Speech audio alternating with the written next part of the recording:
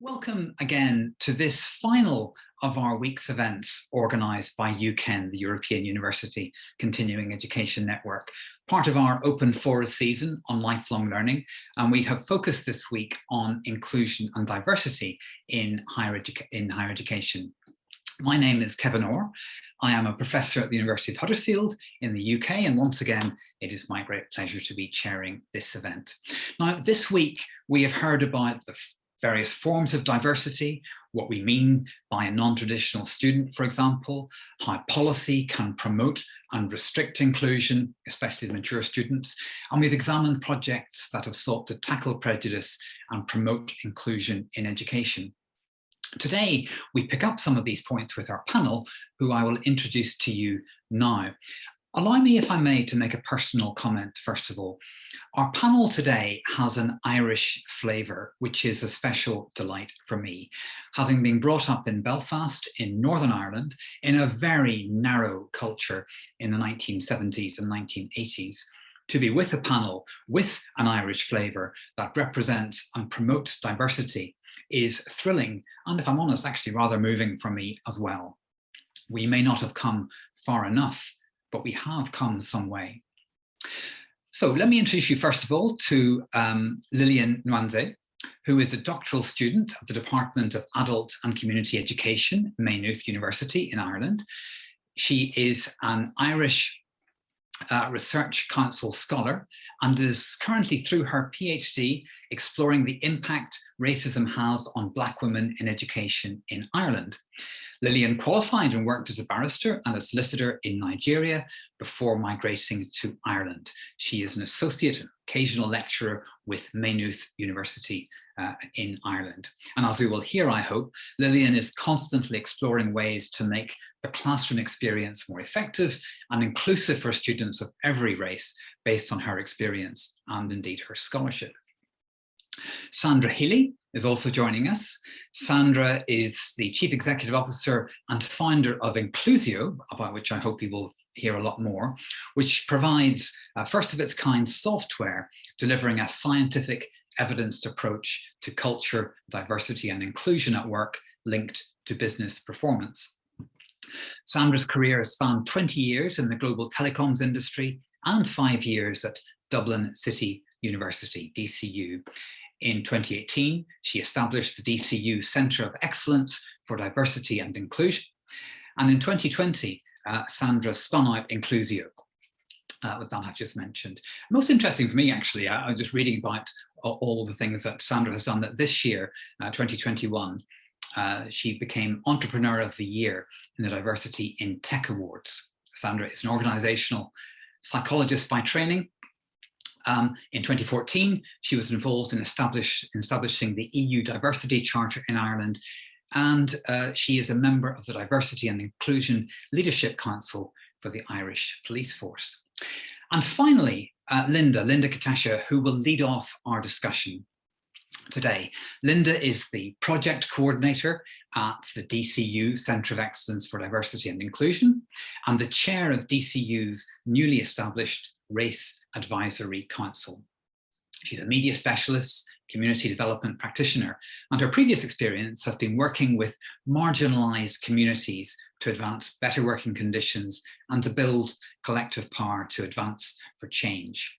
She's also the founder of No to Brain Waste, a campaign set up to highlight the challenges and barriers faced by underemployed and overqualified migrants and Irish-born ethnic minorities. Linda has been living in Ireland for the past 19 years, and over the past 18 years, Linda has worked in retail management, healthcare, youth work, and workers' rights. She has a degree in journalism and visual media, and she is currently studying a master's in international relations.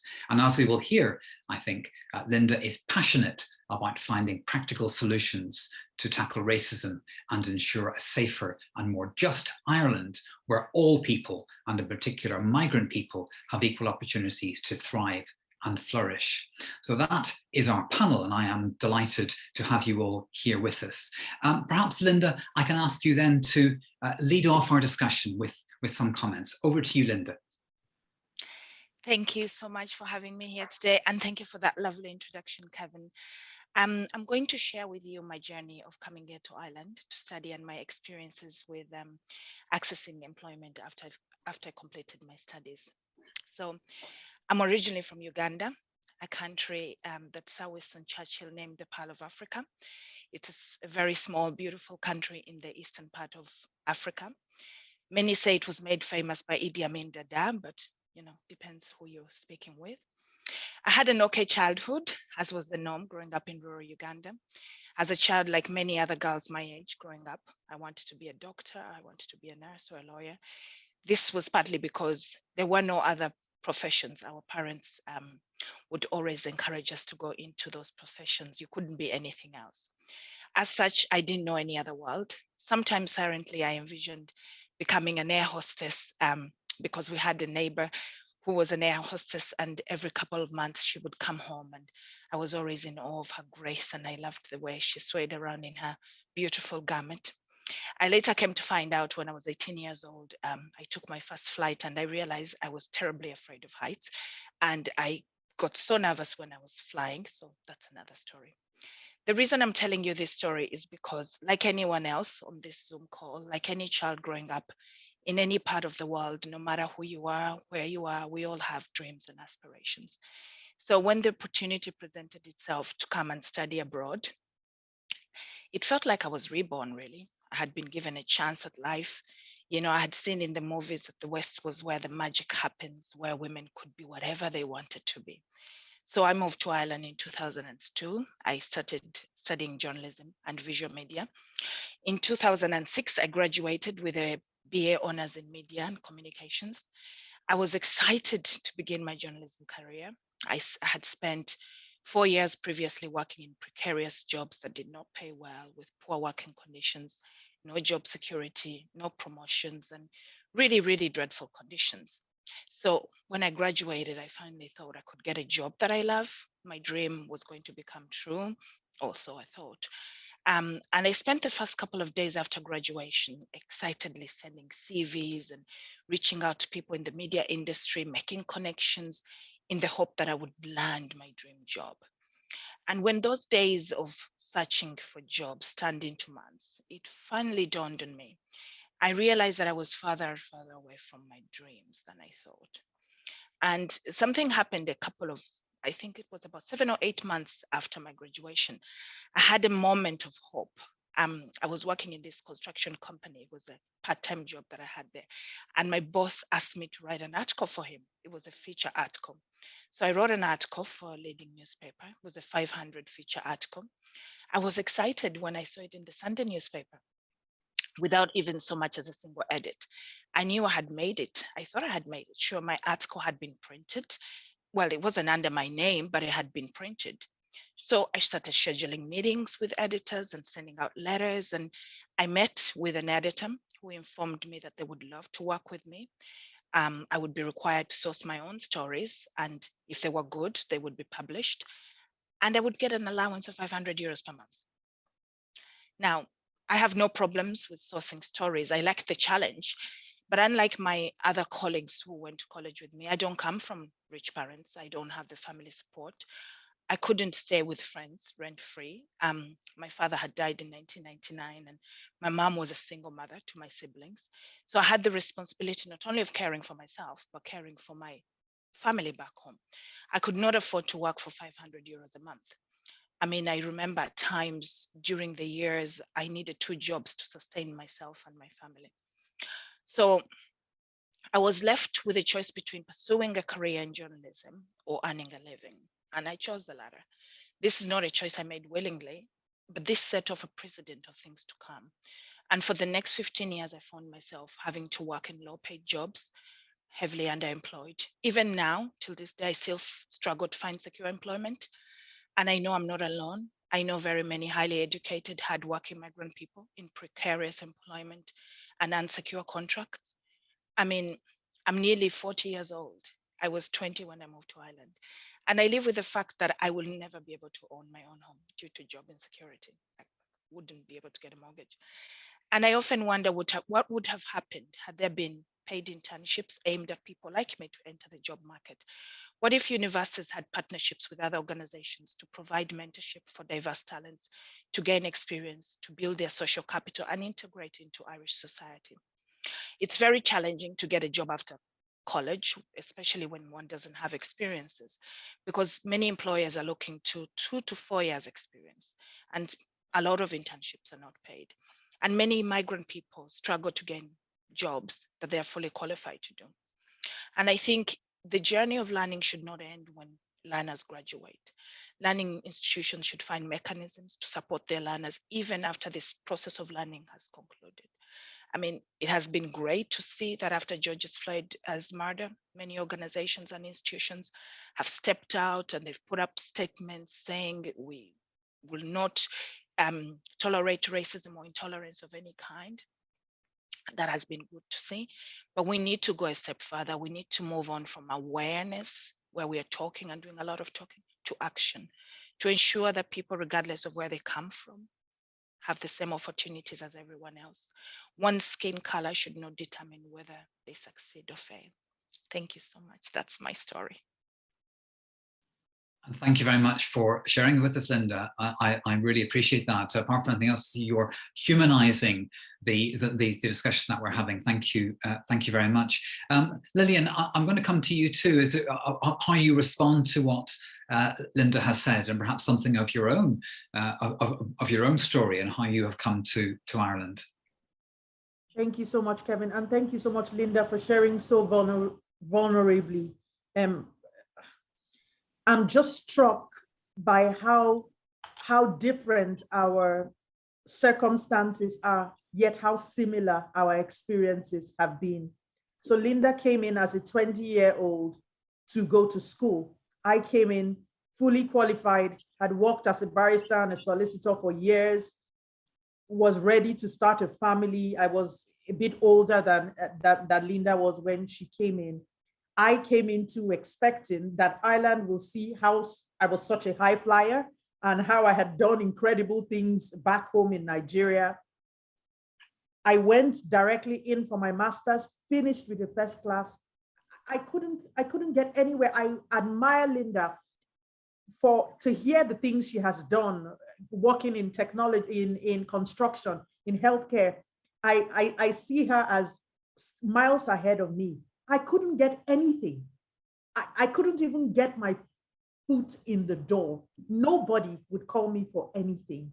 So I shared yesterday on a different panel how this had a massive impact on my self-esteem. I went through the university. I finished with such a good grade, very wonderful thesis and everything, but I couldn't do anything with it.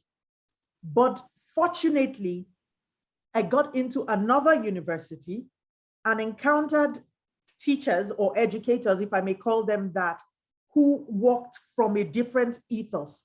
And so I hear Linda saying that we really need to move past action, speech and go on to action.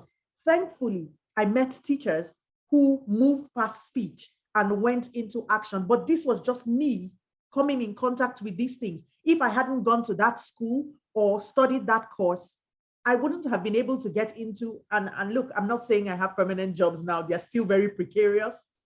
They can't get me, like Linda said, a mortgage or anything. But I'm fortunate and very even blessed to get here in the first place. So what I will have to say, I really appreciate Linda for sharing so eloquently things that I am going through myself, and I'm sure many others. But it just resonates with me, because even right now, I still can't get my foot into the door if I do not have a white sponsor, so to speak. Yeah, absolutely. This is a feature that is recognizable certainly in Great Britain, in United Kingdom as well. Sandra, I'm going to come to you, but just I'm interested in what you might consider about this. That one of the points that both Lillian and Linda have made, I think, is in relation to the importance of teachers, whether it's in university or else, individually making a difference, but also how important the labour market is, over which universities have got, frankly, less control. But I'm interested in how you respond to what you've heard from Linda and Lillian, Sandra. Yeah, it's interesting, Kevin, and just to say, I'm delighted to be here today and among Lillian and Linda on the panel. I'm looking forward to our discussion. So I was in industry, as you know, Kevin, and then I came into the university, and I think one of the things I realized in university is that in some respects it's ahead of the labor market, because the challenges that we face in education will translate as those graduates go out and go into the workplace. So that's something that I'd recognized very quickly in my work. And at the time, thankfully, DCU were on a path of universal design, as we describe it. Some of you may be familiar with that. And in particular, we were looking at things like, challenging the learning curriculum and the way we did things, challenging the physical environment, for example. We are the world's first autism-friendly university. So that kind of challenged a lot of the thinking.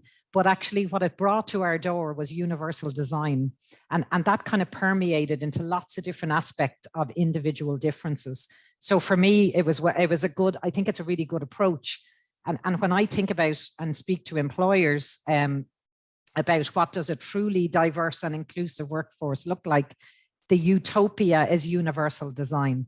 So you've already thought about the individual needs, the barriers, and you've removed them, and before they even come to your door or read your job adverts. Yeah. So for me, that is the utopia. And the reality is, obviously, we are absolutely not there. So that's one thing. The second thing I realized is that in higher education, we were only starting to talk about race and ethnicity when I went in. Now, just to give you one moment of my background, I moved to London when I was 19.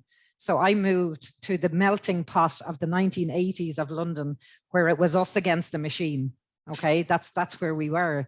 And so for me, I've always grown up in a very multicultural, I've loved that, like some of I worked in Harrods, I was a graphic designer in there. There was 3,500 people in that store. I don't know how many, there were very few British people. Everybody was from everywhere else, right? So that was my foundation, and I love that. I remember when I came back to Ireland, I felt it was very boring because everybody was the same and I had to adjust to that. But what I realized when I went into higher education is that in Ireland, we had a phenomenal opportunity. We had, the first challenge we had is we had no language or narrative around race and ethnicity. And what I realized is that people were actually avoiding having conversations with individuals or about race and ethnicity because they didn't know how to talk about it. And what started to happen at a sector level and a national level was the conversation around, well, what is the language of race and ethnicity in Ireland? You know, we can't pick up BAME, which some people think, you know, I've heard the comments of people saying that, you know, some white people got into a room and came up with these 4 letters and to describe all the rest of us. Like, that's really, it's not, you know, we couldn't go look to the US and go, well, what's the language of race and ethnicity there and bring it here? It just didn't work. And then one of the real, I suppose, measures of it was our 2016 census left a whole load of people. Now, nobody likes putting anyone in a box, but there was it was very clear, there was some very clear boxes missing from that, right, to allow people to describe themselves and feel like that they were being represented. So that started a discussion at a national level, and I was a part of that around establishing an intersectionality working group as part of the Higher Education Authority in Ireland. And our #1 focus was to bring the people into the room that we were talking about, this representation of voices, and start to focus the country on what is how can we have this discussion around race and ethnicity? What works for Ireland? And one of the things that I remember, I was still am working with an academic, Professor Kimberly Scott from Arizona State University. And her area of expertise is intersectionality around race and gender in STEM in particular. And she came to me and she said, Sandra, you have a wonderful opportunity here in Ireland. She said, this could be a case study for the world on how to get it right. We're a young multicultural society. We're only at around the 15, kind of 18% now. We've first generation of migrant children in our schools. We're small. We have, you know, we've we have tech companies and an industry that welcomes the diversity and knows how to activate it. What do we need to do to get it right? So there's a lot of moving parts. Have we got it right? Absolutely not. And you're hearing some stories today around how we've got it wrong. And unfortunately, I hear a lot of that. But I still, hopefully I'm not naive in my thinking, right? I do think that we have the components, we just haven't quite put them all together yet. But I do think we're heading in the right direction. And the number one thing, the critical piece of that is the voices. And that's the work that Linda and I do through the Race Advisory Council. That's the work that Lillian does. It's the work, it's keeping now the momentum that's there to keep, you know, using my privilege and my platform to give other people a voice to tell their story. So it's not just the white people talking about this, right? So, and I'm finding and encouraged more and more as throughout my work, that we're finding more and more people who want to be part of that movement. Thank you so much, Sandra, and thank you all for your opening comments. I'm going to ask people to turn on their cameras now so we get a sense of who's here, and so we can all be involved in this discussion now that you've got to see our panel. So please do turn on your cameras so we can see who's here. And I'm going to just change my view so I can see who's here too. And if you have got questions, please either you can put them in the chat and I'm happy to ask them if you'd rather that, or else please put your hand up and I will call you in. I wonder though if I can come back to you, Linda, because I'm very interested, particularly in the short time that we have today, to focus on what practically can be done to make a difference. And you mentioned paid internships as an example. What other things might have made it, well, you might want to say more about that, but what other things might have made a difference for you? What advice would you give to people in your situation as you were 20 years ago? And what advice would you give to organizations who are committed to diversity? Okay, so that's a very good question, or maybe I should say questions, because there's a few in there. There were, I apologize. No, not at all, not at all. I have been hearing a lot about diversity and inclusion, especially in the last 18 months. I have seen it, some of my connections that I was connected with on LinkedIn that had different roles are now diversity and inclusion experts. Almost every organization and institution is talking about this. This is amazing, and more of that. We need more of that. But sadly, many organizations are speaking about training, unconscious bias training, as if it was the end all and be all. And what I think we must be very careful not to fall into a trap of lip service and, you know, tick box exercises, because obviously diversity and inclusion is a journey. It's not a destination. Sandra always says that. It's not enough, I think, to do a few sessions of unconscious bias. It's also not enough to have one person of color on your team if that person doesn't receive adequate supports to succeed. In fact, that's tokenism. And as we know, tokenism is very dangerous and it can be very harmful. I think what needs to happen is when we're talking, say, for example, about leadership, it's vital that the people in leadership roles lead by example. There was a research recently, I don't know if you saw that research, the Higher Education Authority research, and I might share the link to that. And what they found is that often discrimination and abuse and harassment comes from staff in leadership roles. So in order to counter this, leaders should actively seek to embed a culture of inclusion and equity within their institutions. And then you've asked, and another question was, what advice would I give to anybody in the same situation as me? I think a person who's looking for employment right now may start off at an advantage to compare to what I started from. When I first started in Ireland, I remember I used to work in retail, and incidences would happen and you wouldn't dare mention the race word. You were accused of having a chip on your shoulder. You were accused of being unfriendly. Nobody wanted to listen. But now, thanks to the work that we're doing, allies like Sandra are doing, organizations, people are willing to listen. So I think people looking for work, trying to access professional roles won't start off at a disadvantage. Like like we did. We are all connected. We have social media, we have LinkedIn, and we have people who are actively trying to do the right thing. So my advice would be to tap into that. It's still not easy, because a lot of people, for example, Lillian there mentioned that she arrived here when she had the degree and she was ready to work. Many organizations still devalue our qualifications from back home. If you come, you have a degree from home, you have to start from all the way down. That is not right. Organizations need to step up and start transcribing those qualifications. I don't think it should be, the burden should fall on us to constantly be telling people what they need to do. They need to do the work. We have been talking about this for many, many years.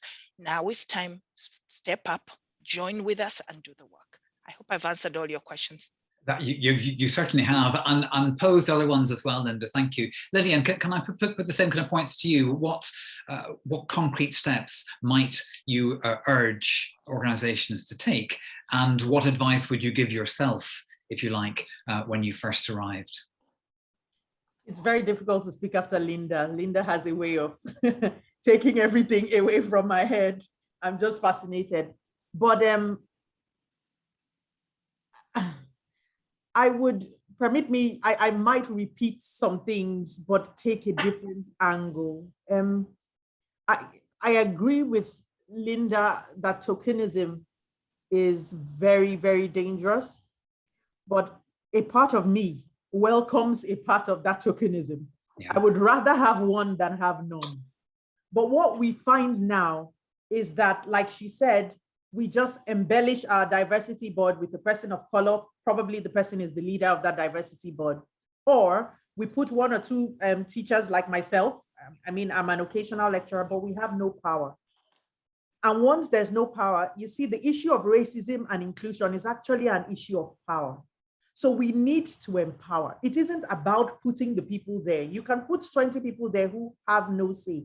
I have one of my participants who is a teacher in further education. I know this is higher education, but same thing works.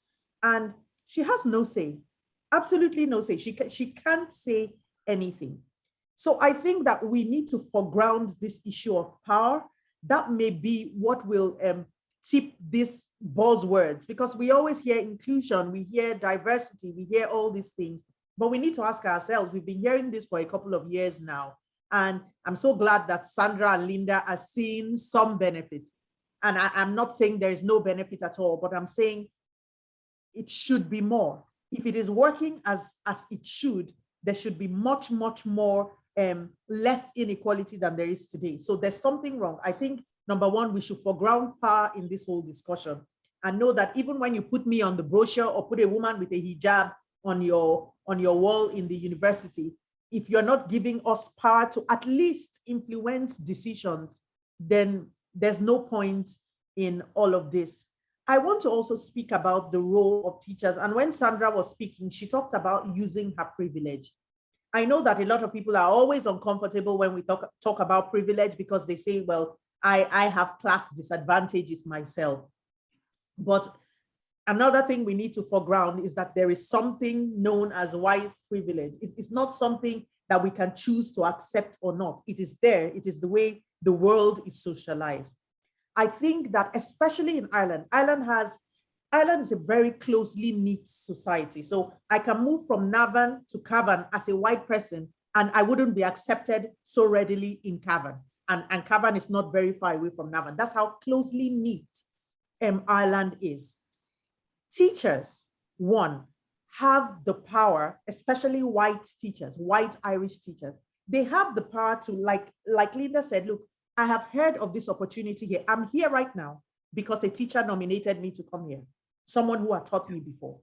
These are the way these things work. So rather than start looking for the big and large plans and nice sounding words, let's start with what we can do. Help one person. And I know it sounds really funny that, oh, well, why should we help, especially when we're qualified? But this is the way it is now. So teachers can use their own power, use their own privilege, use their own influence to open doors for people, because the doors are tightly shut. We need white people to open some of these doors. And when we get in, I remember my first speaking engagement, it was a teacher who nominated me. No one would have looked at me for that. But after I spoke, people decided, wait a minute, she may not be that bad. And I get called for the second one, but a teacher took the first step. So I know it's a really simple thing, but teachers can use their privilege. And I always say, sounds strange all the time, but I'm very convicted that if teachers can embrace a pedagogy of love, and Bell Hooks writes about love, so not love the emotion, love the verb, where you center another person and put another person not really above yourself, but really think of them. And this comes back to the voices, because if you love your students, you will listen to the voices of your students. You will find out what it is that they're dealing with. In my research, for instance, I'm hearing women say, I'm coming into the class with a double consciousness. I'm exhausted by this double consciousness. I'm one thing with my white friends. I'm another thing with my Black friends. I'm coming in with this burden. As a teacher, I need to listen to that. I need to know how I can help them. When I was doing my master's, nobody will ever call me to join their group. So when they say break into groups, everybody left the Black girl standing alone. That happened in one university. In the second university, it happened the first week, but it never happened afterwards. Why? The educators embraced a different kind of ethos. And even without coming in front of the class to say, don't do that to Lillian, they created activities around it that compelled the students to include me into their groups. So I think that teachers have a major part to play. I'm sorry, this is me wearing my education hat, so I keep talking about teachers. But I think the ethos that teachers will embrace will go a long way in dealing with these issues of inequalities. And I think that utilizing our privilege rightly, because we can't take those privileges away, they are there, but we can use them rightly to lateralize the power, if you know what I mean. I'll stop now so I don't ramble on. No rambling at all. I think what you're saying about the agency that teachers have at all levels to make a difference, that's important that teachers hear that and act upon it. I'm interested in what you're talking about, which is being referred to as white sanction, the idea that a white colleague can help to promote a Black colleague. And I'm interested in you hearing it being discussed in those terms, because I've also seen it being discussed in very critical terms. And I do find that interesting, and certainly we can all learn from bell hooks. I am interested in other colleagues joining this, so please, if there's anything you would like to say, please raise your hand or put something into the comments. But I did want to come back to you, Sandra, because I'm interested in this piece of software that this organization that has derived from your work at DCU, Inclusio. Would you tell us something about that, please? Kevin, so when I spent 20 years in the industry, as I said, and I spent probably about 15 years in diversity and inclusion. So that was mainly on a voluntary basis before I came into DCU as head of equality, diversity and inclusion for the university. And one of the things I realized when I was in industry is that I had really clear KPIs and a way of evidencing the impact of my work to the organization in my sales and customer delivery and customer experience. And yet here I was doing this very meaningful, high impactful work in leading on diversity and inclusion with no way to evidence the impact. Yeah. So it got me, and I was learning my organizational psychology at the time. I was learning that there's a lot of science behind this.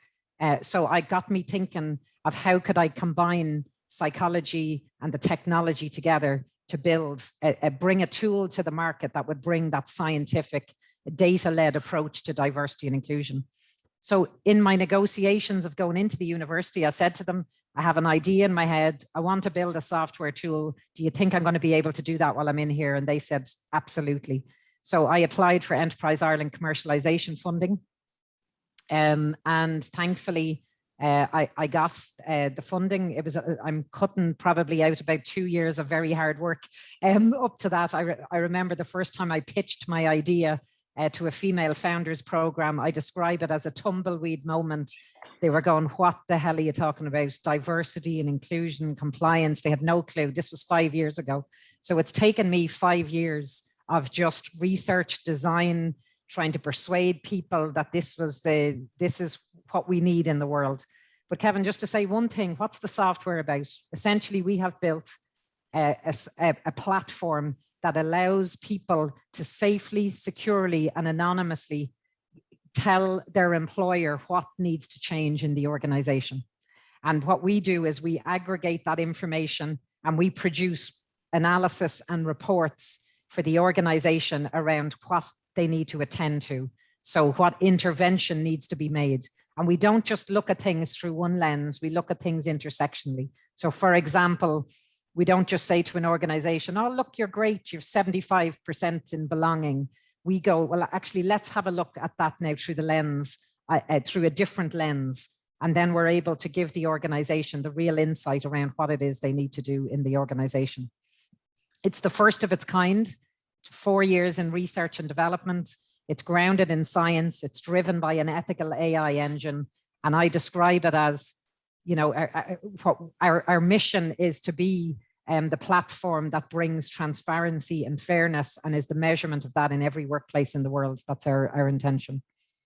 That's fascinating, because we hear a lot about AI, artificial intelligence, baking in prejudice. It's rather reassuring to hear it being used to do quite the reverse. And it is the reverse. So myself, one of my other co-founders, Arthur Labambo, he's Brazilian, and he's pure data science, and I'm pure people science. So we put those two things together, and we're behavioral data science. So that's what we teach the AI engine. So it's ethical AI. It makes decisions, positive decisions about helping people understand bias, stereotypes, racial bias, awareness around human difference. And essentially, we use behavioral science to help people build capacity, understanding, and acceptance around all different aspects of human difference. Thank you. Thank you. And I see that Linda has put the link in the chat. Oh, thank great. you very much. Thank you. Karen, Karen Ferreira-Mayes, I thought that you put your thumb up. Would you like to make any comment? Would you like to come in, Karen? I was just listening. I mean, and I love the reference to bell hooks, and I love well, I don't love, but I mean, I hear all the issues around the diversity. I mean, I originally come from Belgium, but I've been living in Southern Africa for the last 30 years of my life. So I kind of get some of the things that are, you know, spoken about. My kids are mixed race, so that also has its own issues when we travel, wherever we go. So I'm just, you know, I was just nodding and going, yes, yes, yes, this is true, this is real, this is life, you know. And I loved also the software or the app that was created. I mean, listening to that, it really sounds wonderful for people to be able to freely say what they think, and that then being analyzed, being looked at from different angles, and being used to improve on situations. Thumbs up, really. Thank you. Thank you, Karen. Thank you.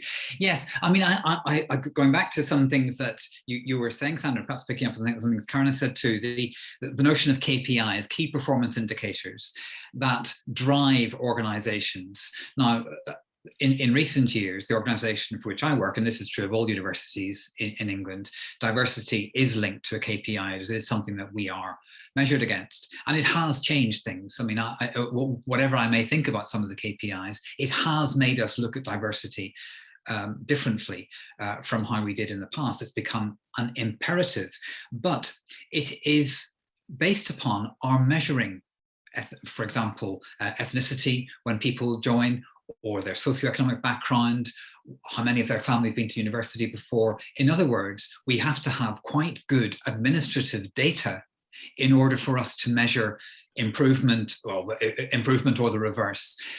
And I know this doesn't happen elsewhere. And let me start with you first, Linda, just if I can come to you first. What do you think about the measurement of ethnicity, the recording of ethnicity as a way of judging whether there's been improvement? Because clearly this does not happen in every country. This is where there is great difference right across Europe in the way that this happens. I'd be interested in the panel's thoughts, and perhaps Linda, if I may start with you.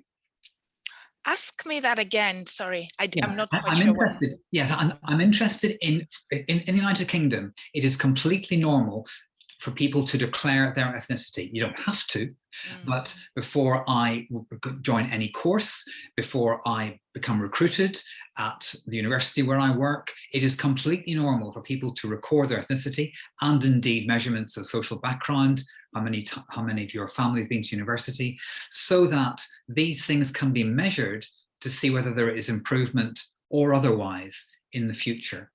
And the point I'm making is this does not happen in other countries in Europe. And I'm interested in what your view of this is. Okay.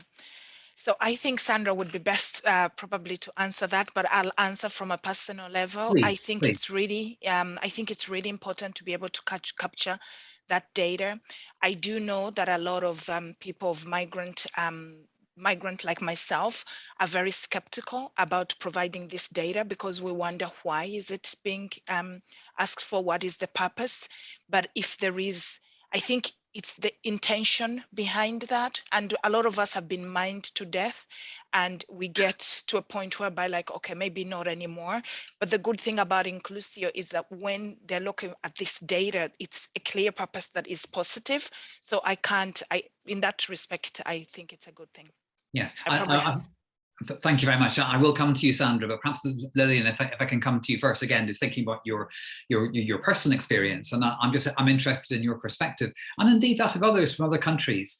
This is a difference between countries. Lillian. 100%. I agree with Linda. It's not something I haven't thought about before now. So I 100% agree. I think it's extremely important. Enough data is not collected in Ireland. And I've had to talk to migrant groups to explain to them that it is a colorblind ideology that will stop you from collecting data. And a colorblind ideology is deeply damaging. It is deeply, deeply damaging. It seems benign on the face of it when people say, I don't see color, I treat everybody the same, but it's deeply damaging. So definitely we need this kind of data. We need a campaign to the migrant community to tell them, I understand your fears because the fears are valid. I have a participant in my own research who submitted 300 CVs and wasn't called for one job. But the minute she changed her name and put in 2 English names, she was called immediately within a week. So I understand the fears, but we must carry out a campaign explaining to them why we need to do these things, explain the danger of not collecting this kind of information. For instance, in Ireland, I don't think there can be research that tells us whether there is an achievement gap between Blacks and whites. We can't have that research because no one has collected that data. So absolutely, I agree with Linda. We need it, we need it, we need it. Thank you. It's interesting that you put it in terms of colorblindness, because that's often the argument that's put, we are colorblind. And you've described the dangers of that very, very clearly. Sandra, again, just on this collecting data and what it involves, what it means. Yeah, I think, look, what gets measured gets done, right? We know that, and like I've hosted a lot of different focus groups through my time in DCU, having the conversation, very heated discussions around boxes. You know, that point around creating the narrative and the language of race and ethnicity in Ireland, and nobody wants to be put in a box. Nobody, right?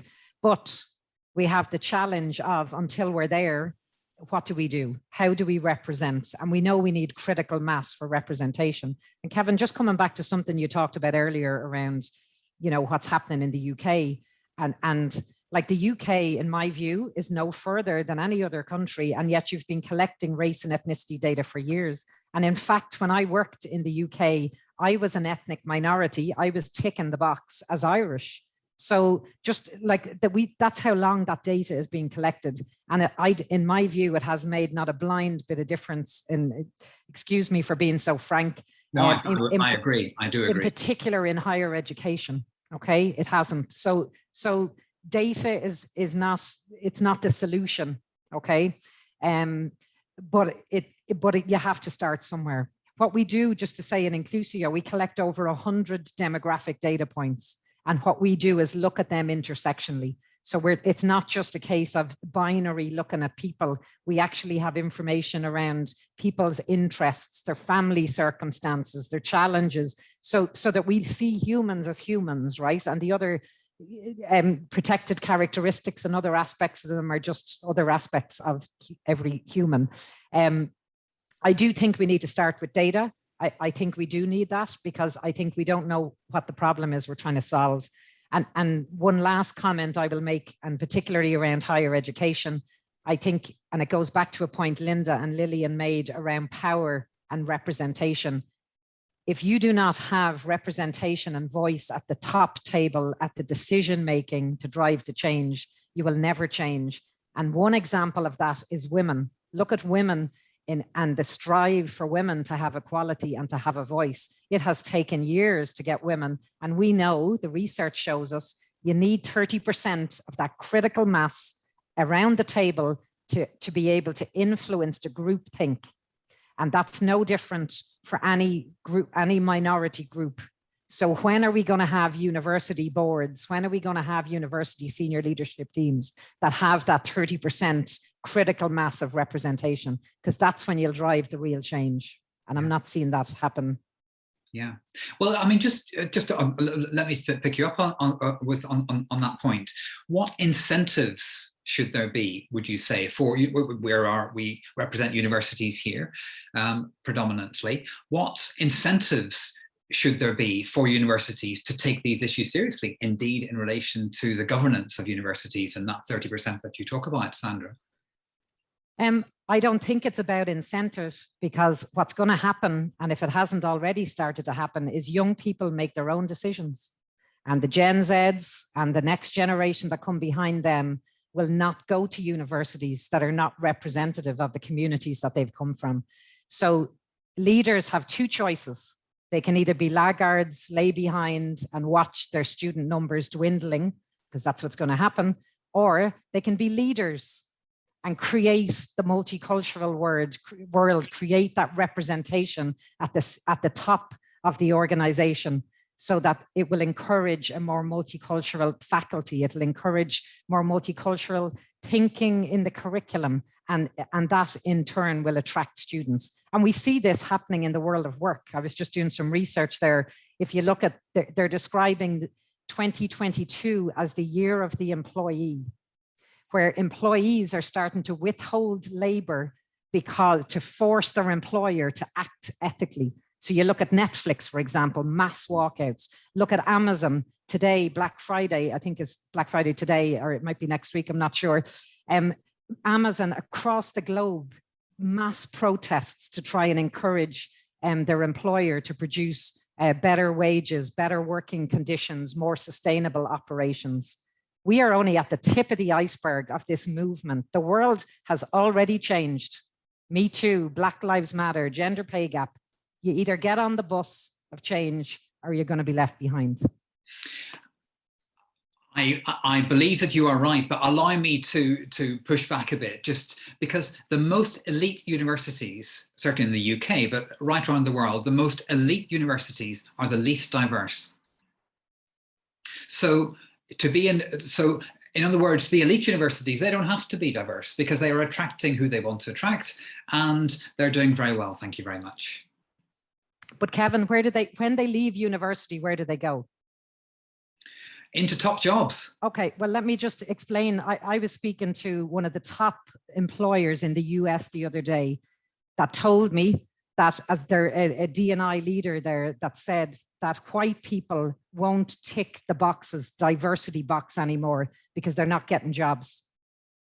Because the employers are trying to fulfill their diversity quotas, and now white people feel that they're the ones. So the most disadvantaged person on the planet, seemingly, is the white middle-class male. Well, not in my experience, I'd have to say, but yes, okay. Yeah.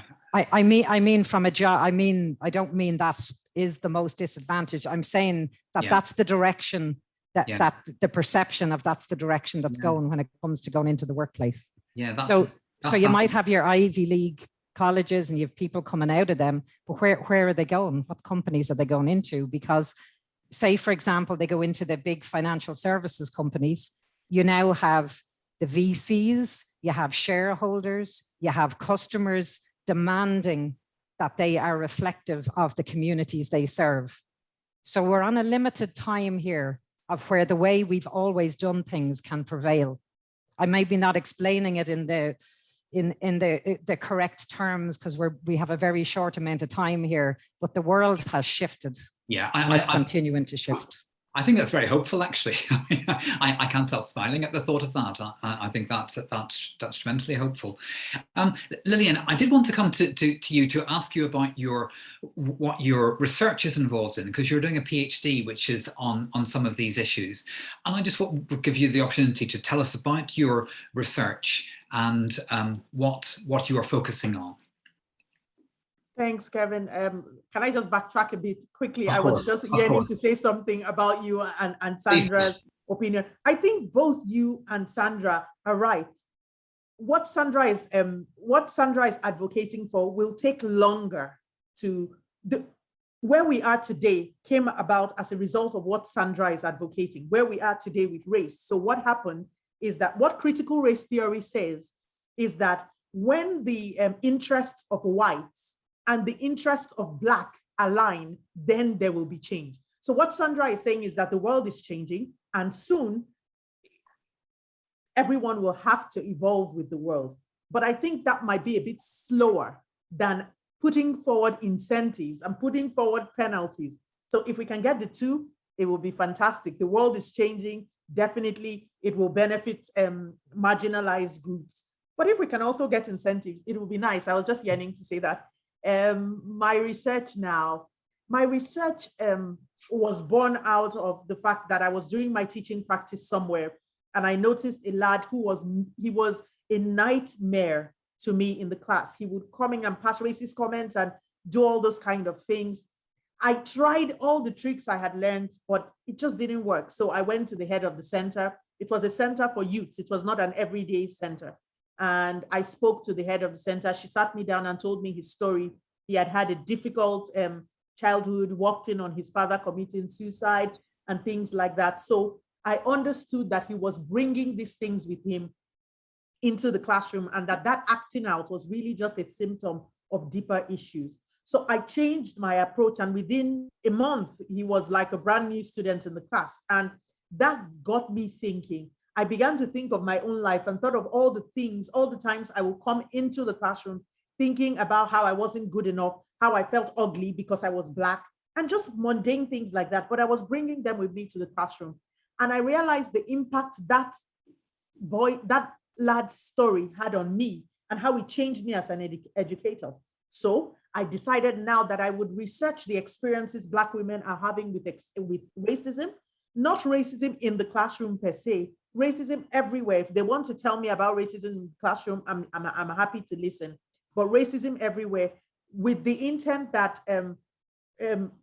I can lay this bare to teachers to see, look, these are some of the things Black women are bringing with them into the classroom. So if you're going to embrace that kind of adult education ethos, where you meet every student where they are at, which I recommend for everyone, whether in higher education or adult education, I think that's a very effective ethos.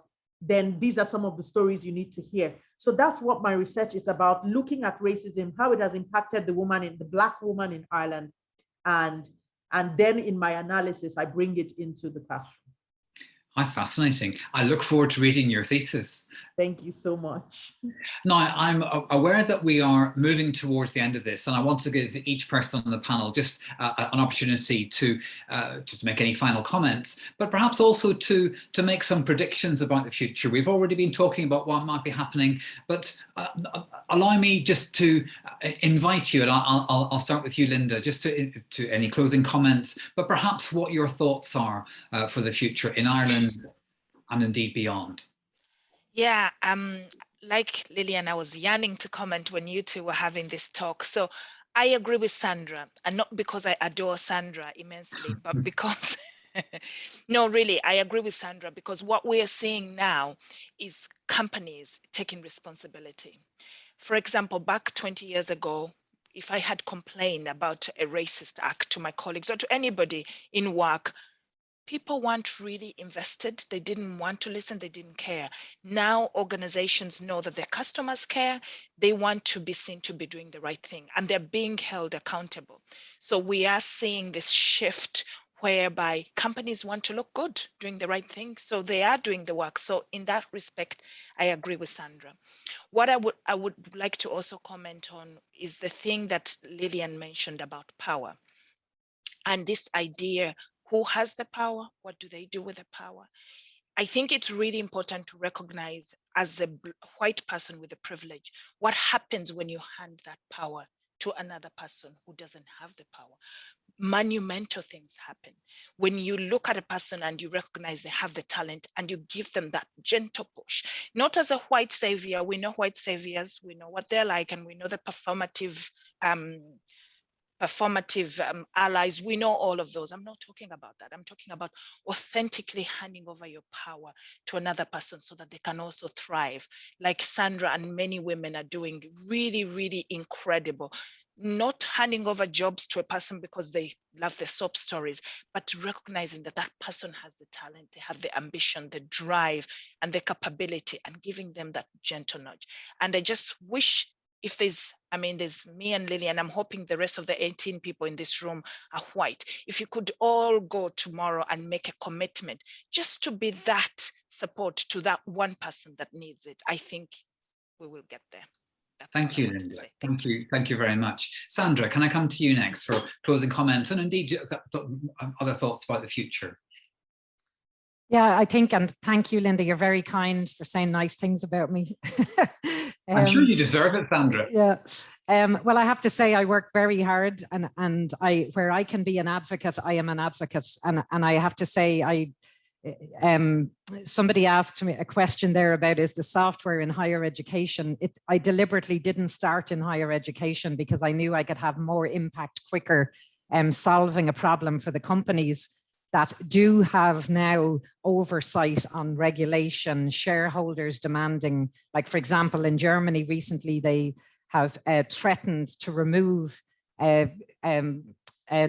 publicly listed companies if they can't evidence the diversity of their workforce. We're really starting, we're right at the very beginning. So if I was to give one prediction, Kevin, that's one thing I'm starting to see. And we're immersed in that world of the corporate world, and we're seeing these global movements, and companies will be left behind, and they know that. It's interesting because I've just come out of higher education like 5 months ago after spending 5 years. It's a very different type of institution. And I think it's going to take longer to shift that power base at the top. And because of some of the reasons you mentioned, Kevin, there's quite an exclusivity thing. There's money behind it. There's power, there's privilege, there's legacy. So it's going to take a lot longer to shift that, where in companies, workers are starting to unite, customers are starting to unite, investors withholding their money. Is that happening in higher education? Probably not yet, but it will. So thank you. Thank you, Sandra. That's absolutely fascinating. Thank you. And finally, Lillian, any closing comments and indeed thoughts for the future? Yeah, one of my favorite sayings is, if you want to change the world, start with making your bed. So I would say that before we think of changing the world, let teachers just think of, what ethos am I carrying into the classroom? Is it an ethos of love? Is it an ethos of, do I really care about the people who are sitting in front of me? Am I teaching the people in front of me, or the idea of the people in front of me? And let's just start with making our bed, and hopefully the world will be a better place. Thank you so much. Thank you, Lillian. And I have thoroughly enjoyed this discussion. I am so grateful to the three of you, Linda, Sandra, and Lillian, for having engaged so meaningfully and with such passion in this discussion. I really am great, and you can see that my colleagues here feel the same way. Thank you very much, and I hope that people will look at Inclusio. I hope that people will follow up on what we've talked about today. I love that idea that start with making your bed. In other words, we can make a difference, each of us. So that's the last one of these events this week. There's another couple next week, tying the whole month of events together, and I know that Carme will send details of those round. There we go. Thank you very much. Right on cue. And to all of you, enjoy the rest of your day, the rest of your evening, depending where you are, and enjoy your weekend. And once again, thank you so much, Lillian, Linda, and Sandra. Take care. Bye-bye. Thanks, Kevin. Thanks, everybody. Bye. Thanks. Thank you. Bye.